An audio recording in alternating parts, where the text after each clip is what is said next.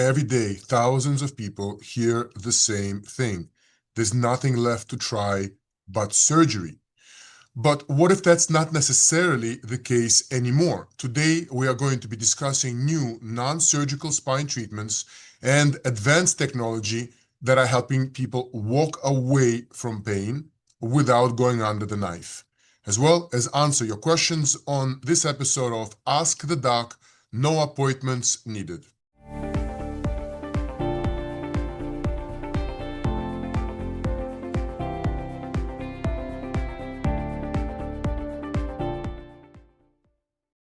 Funding for this program is brought to you by Michael J. Zinner, MD.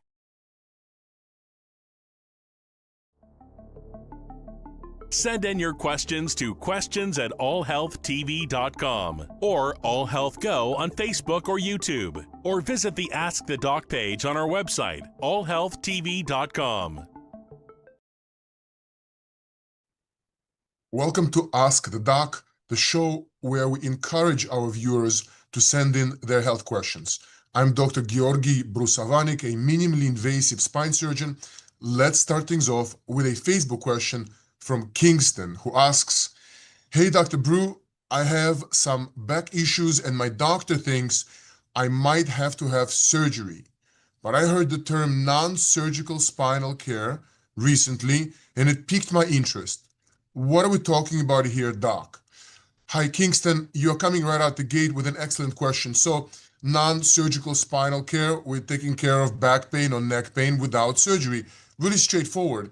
And that includes a myriad of various options with quite varied levels of efficacy, meaning that some of the things are on the range of placebo treatment in terms of its possibility of helping you, whereas others, like, for example, epidural steroid injections, are a miracle worker where patients oftentimes are able to avoid surgery.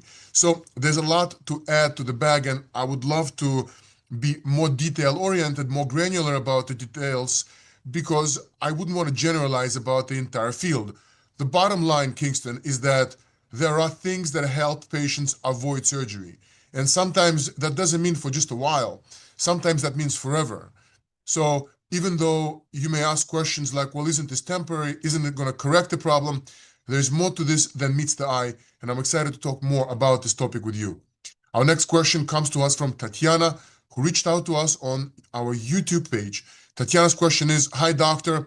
I have a herniated disc, and my orthopedist is suggesting that I get a cortisone shot instead of rushing to get surgery. Is this treatment just to relieve pain, or does it have the capability to help heal?" Tatiana, I love this question. So your orthopedist is exactly right. He's being ethical. He's trying to get you to take a lesser risk procedure to try to get you to a place where your pain is gone. And the goal is to get you to a place where the pain is gone. So then we have to ask a question, well, where does the pain come from? And I can generalize here and say pain comes from either inflammation or compression. It's that simple. A disc may herniate, it may push on a nerve, and then you'll have nerve symptoms. Or a disc may herniate and irritate the nerve and then produce symptoms. They're generally the same symptoms, perhaps a little more intermittent nature if it's just inflammation versus constant if it's compression. Injection is almost always indicated to try to avoid surgery, and cortisone is the world's greatest anti-inflammatory. There is a lot to be said about cortisone because it has become the bugaboo in terms of its chronic use, as it does cause some adrenal issues, some skin and bone weakening and thinning. So it's not a benign medication when it's taken on a long-term basis, but we have evidence that the risks are very low when it's injected infrequently and properly injected near the site of inflammation. So to answer your question, is the injection going to relieve your pain or does it have a capability to heal? It's neither. An injection will take away the inflammation, but is the problem still there? Well, in some cases, your body gets used to the problem and stops creating inflammation, and voila, the pain is gone, even if we repeat the MRI and the findings are the same. Now, imagine we inject and your pain goes away temporarily and then it comes back. But why did it come back? Did the steroid wear out? You could say that, but you could also say that the inflammatory process resumed or continued all the way through for those patients who never got better with the injection. So I definitely encourage you to listen to your orthopedist and try an injection before rushing into surgery. Our next question comes to us from Tatiana, who reached out to us on our YouTube page. Tatiana's question is, hi, doctor. I'm so sorry. Dante reached out to us on our YouTube page, and his question for me is, hi, Dr. Brusovanik, I have spinal stenosis, and it's really cramping my style. I'm not in a rush to go under the knife, so my sister, who is an RN, suggested something she referred to as spinal decompression therapy, which is what exactly? Dante, thank you for reaching out with this particular question. Before I proceed specifically addressing stenosis, I just want to go over a brief list of common things that are suggested to relieve pain and symptoms of various spinal conditions. And I'll be completely upfront with you, this is what you hear all the time, yet as a spine surgeon, all I hear is how these things did not work for me. And I've learned that it is just ludicrous to blame the patient who is unable to exercise regularly because of significant sciatica or significant back pain. Maintaining healthy weight is a great option, but that requires exercising regularly. And the next point, which is eating well. And we all try to eat well, and it's a great New Year's resolution. But you're not having back pain because you're not eating well. Back is no different than your knee, your hip, your wrist, or your knee in that there are objective causes to pain. And just blaming one's weight is neither constructive nor based on any real significant scientific evidence. Now, smoking is a big one. And we have evidence that patients who smoke have a much higher rate of back pain and a much lower chance of being cured by back surgery. Managing stress is important, but we say that about everything, and simply managing stress isn't going to relieve your back pain. Being scientific about it will. Finding out why you are hurting, meaning getting a diagnosis, meaning getting an MRI, getting evaluated, and then a proper treatment that's indicated for the problem and well done, performed correctly on the right level. Take breaks from a desk. That's a good one, because with back pain, it's common to hear that back pain is brought on or made worse by prolonged sitting. That's a common finding associated with a degenerative disc. Patients who have this will oftentimes stand up sort of in a flexed forward posture, sort of like their parents would in their elderly age. Good posture is important, but you can't really maintain an artificial good posture. Your body will assume the position that's most comfortable and requires the least use of energy. So maintaining a chest out, shoulders back posture can be done temporarily, but at some point you'll fatigue and go back to the same old posture. Again, stop blaming yourself if you have back or neck pain. Lifting correctly, that is a good factor, a good idea. And I often tell patients to lift with their legs. So it's a good idea not to yank heavy weight with a one big back, all back kind of a pull. But going back to the question by Dante regarding stenosis. Stenosis is a specific problem. It's narrowing in the canal. And if you have stenosis and it's relevant, meaning you can have narrowing in the canal without symptoms, but if you do indeed have stenosis on the MRI and you have a hard time walking because of back pain or leg pain, you have to lean forwards when you walk. And then at some point you have to sit just to be able to continue walking, or you feel like you're going to collapse. That's clinically relevant stenosis. And unfortunately, there's no therapy for that. There's no way to decompress the canal and have it stay decompressed. Now, you may feel better in a bed that pulls you apart, but most patients who I've talked to who've spent a lot of money on these therapies say that the benefit is really only while you are in the device. If you have clinically relevant stenosis with neurological compression, spinal decompression therapy does not work. I'm sorry to be a bringer of bad news, Dante. Okay, in case you missed it the first time, here's another opportunity to find out where to send in your questions. Send in your questions to questions@allhealthtv.com or AllHealthGo on Facebook or YouTube, or visit the Ask the Doc page on our website, allhealthtv.com. Welcome back. Aiden sent this question in via very own website, allhealthtv.com. Aiden asks, Dr. Brusovanik, I suffer from sciatica and I've been researching non-surgical treatment for my condition.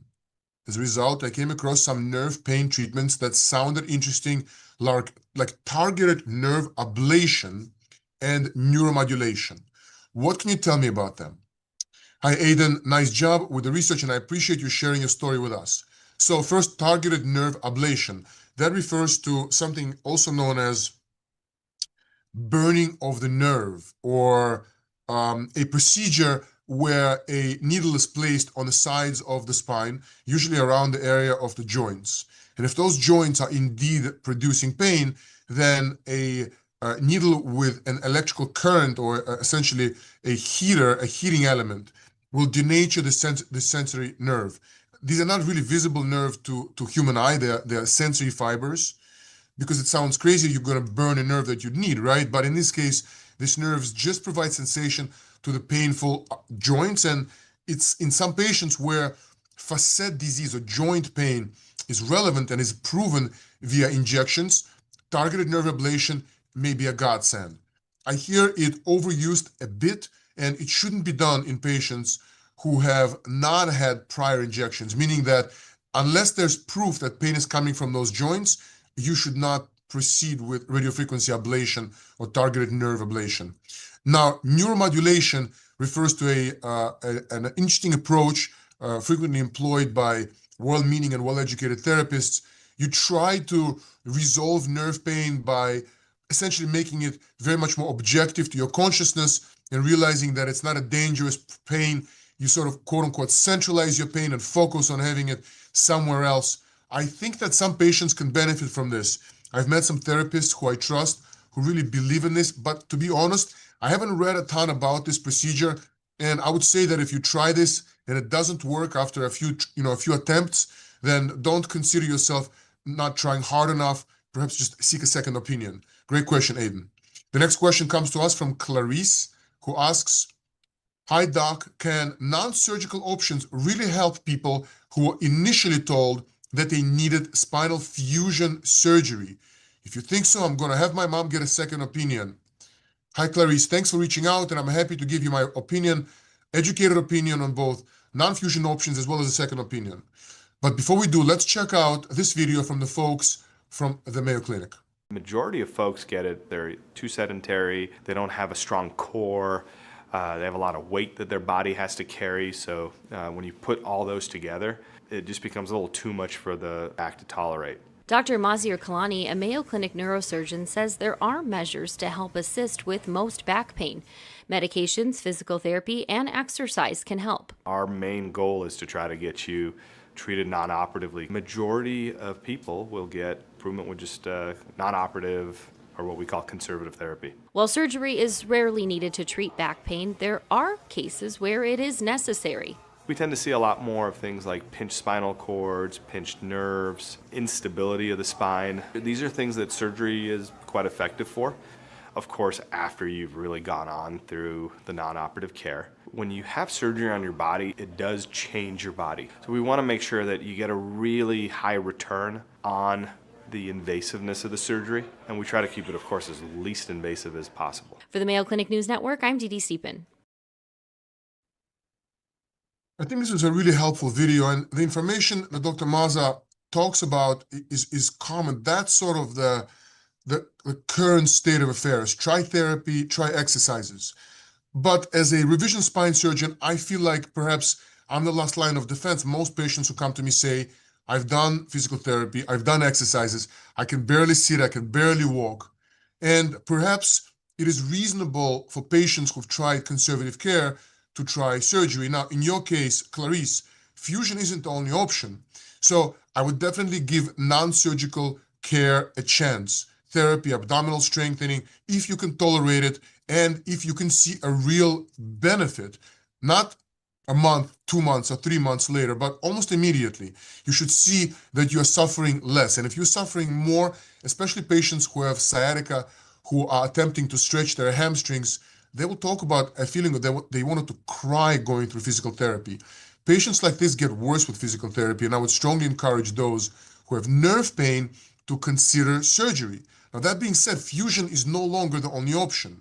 So now it's not only about limiting motion and fusing the spine in its place. Now we know how to continue motion. Now we can replace discs. So if you do end up failing conservative care because it is not helping you, not because you didn't try hard enough, of course, then consider asking your doctor about motion preservation. Great question. Next up, we've got another question from allhealthtv.com. You should really check out our site when you get a chance. It's chock full of great information. Xander asks, hello, Dr. Brusovanik. What can you tell me about biologic repair? I saw a news segment about it recently, and it sounds pretty cool. Is this a treatment that's currently in use? Hello, Xander. You obviously got your finger on the pulse of what's current. Good for you. And in order to answer you, I just want to preface that a disc is kind of like a jelly donut. The inner part is gelatinous, and it's supposed to stay inside, and it's providing you some cushion. The outer layers of the disc are more ligamentous. They're layers, and they're meant to keep the inner stuff, the gelatinous stuff, deep in the middle. As discs age, they become flatter and wider. The outer shell becomes more permeable, and those very disc materials that are supposed to stay in the middle may sneak out, leak out if they are liquidy and gelatinous, or sneak out as a piece of disc, which is commonly known as a disc herniation. Now, Xander, the idea of biologic repair, and to all those of you who've heard about disc seal and related treatments that attempt to close the gaps and crevices that naturally occur in the back of the disc. Now, I'm going to bravely tell you my opinion, because there are studies on both sides of the aisle saying in some that it is beneficial and in some that disc seal or other biologic repair are not. So these are attempts to inject a glue that seals the disc. In my opinion, this is not a good, ethical, or efficacious treatment. I would not attempt it. The things that go along evidence-based medicine can produce a certain likelihood of treatment success. And if those articles are published by authors who are consultants for the company, then we cannot trust that data whatsoever. The idea is to look for independent studies where the researchers were not paid, where the incentives were well aligned with finding the real answer. And in my understanding of biologic repair devices, the studies are not there to explain or to justify how frequently these procedures are done. The next question comes to us from allhealthtv.com, and this one is from Mary. Mary asks, hello, Dr. Brusovanik. I've had chronic neck pain for years, and my doctors have tried epidurals, facet joint injections, and even ablations, but to no avail. I've also had been to 4 pain management physicians, but again, no help. Where do I go now? Should I see a neurologist? Mary, I'm so sorry to hear about what you've been experiencing. Here are my thoughts. I've had back pain for about 3 years. I made a decision to find out why I'm hurting. I got an MRI, and I figured out which disc was a problem. I did some abdominal strengthening, and I tried some injections, 1 to try to avoid surgery, and 2 to try to identify exactly where my pain is coming from. And then once the injections stopped working and I continued to live in pain, finding ways to justify not participating in physical activities, finding ways to avoid physical activity, I realized that I can't continue like this, and I had a 2-level disc replacement. I made the decision, and I had my operation a week later. I have the same protocol for myself as I do for my patients. And in your case, it sounds to me like you've done everything right. Now, it's important to know where your pain is coming from. So whether you go see a neurosurgeon, I think that's what you meant, or an orthopedic spine surgeon, you should be well taken care of. But make sure to ask all the right questions. Ask if the surgeon is able to perform the operation in a minimally invasive fashion. Ask if the surgeon is able to maintain motion, preserve motion in your spine, and avoid a fusion. Sometimes that's impossible, but make sure you ask why that is, and make sure that you understand the rationale. And as I always say to all those who are listening, and if it doesn't make sense, please get a second opinion. If you've got questions, we've got answers. And just in case you missed it the first couple of times, here's yet another chance to find out where to send in your questions. Send in your questions to questions@allhealthtv.com or AllHealthGo on Facebook or YouTube, or visit the Ask the Doc page on our website, allhealthtv.com. Pete just asked us another question from allhealthtv.com. Pete asks, Dr. Brusovanik, I've lived with back pain for over 50 years.